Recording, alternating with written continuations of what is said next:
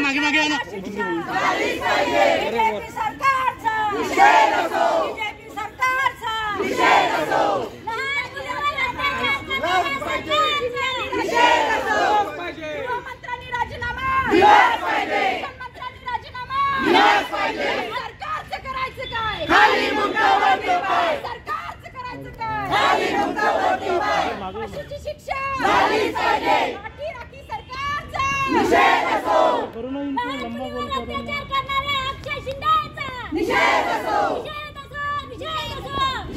राजीनामा दिलाच पाहिजे, मुख्यमंत्र्यांनी राजीनामा दिलाच पाहिजे,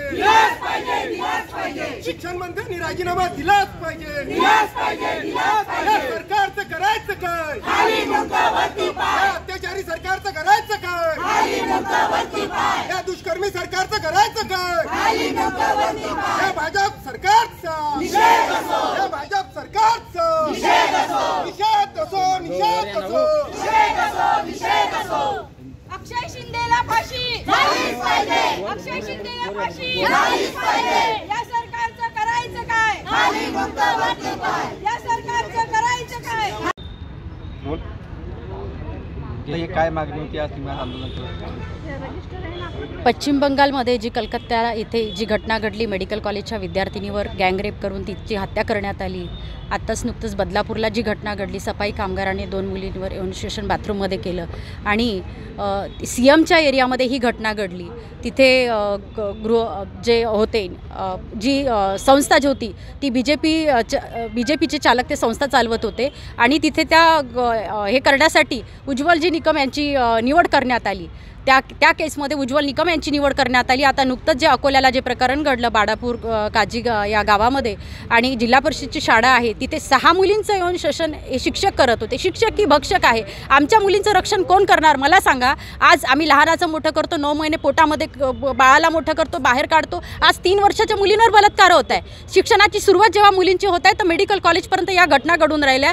म्हणजे शिक्षण देत आहे की भक्षण करत आहे की रक्षण? म्हणजे रक्षण तर दूरच राहिलं, पण मुलींच्या भक्षणासाठी आम्ही मुलींना मोठं करत नाही आहे। म्हणजे महिला छोट्यापासून तर मोठ्यापर्यंत सगळ्याच धोक्यात आहे। आम्ही या सरकारला म्हणत आहे, मुख्यमंत्र्यांनी काय निर्णय घेतला? तातडीने निर्णय घ्यायला पाहिजे होते। शिक्षण मंत्र्यांनी काय निर्णय घेतला? त्यांचा निर्णय आम्हाला पाहिजे होता। गृहमंत्र्यांचा निर्णय आम्हाला पाहिजे होता। त्यांनी काही निर्णय दिला नाही। हे सरकार आहे करत काय आहे? याच्यावर तुम्ही उज्ज्वल निकम यांची नियुक्ती केलेली आहे, म्हणजे तुम्ही काय निर्णय आम्हाला देणार? आम्ही या सरकारचा निषेध करत आहे। महिला काँग्रेस या महाराष्ट्र शहरातलीच नाही तर पूर्ण महाराष्ट्रातली महिला रस्त्यावर उतरेल। या सर्वच गोष्टीचा निर्णय या लोकांनी ताबडतोब घ्यावा, अन्यथा आम्ही इथे आंदोलनाला बसू। महिला काँग्रेस मुख्यमंत्र्यांच्या राजीनाम्याची मागणी केली, काय त्यांनी निर्णयच काही आम्हाला दिलेला नाही ना। मला सांगा, जेव्हा आपण सत्तेत आहो, बीजेपी सरकार सत्तेमध्ये आहे, आघाडीचं तुमचं सरकार आहे, तुम्ही निर्णय द्यायला पाहिजे होता ना। एवढं सीएमच्या एरियामध्ये ही घटना घडत आहे, तुम्ही तिथे नेट बंद केलं आहे। नेटमध्ये सगळ्या बातम्या व्हायरल होतात, तुम्ही नेट का बंद केलं? बाकी ठिकाणी होतं का असं? अशा घटना जेव्हा घडल्यावर त्या एरियातले नेट बंद केल्या जाते का? रेल्वे बंद, लोक का रस्त्यावर उतरणार नाहीत? तुम्ही म्हणता बाहेरून ज्या आई वागवते ना मुलांना 9 महिने पोटामध्ये, त्या बाईलाच कळतं।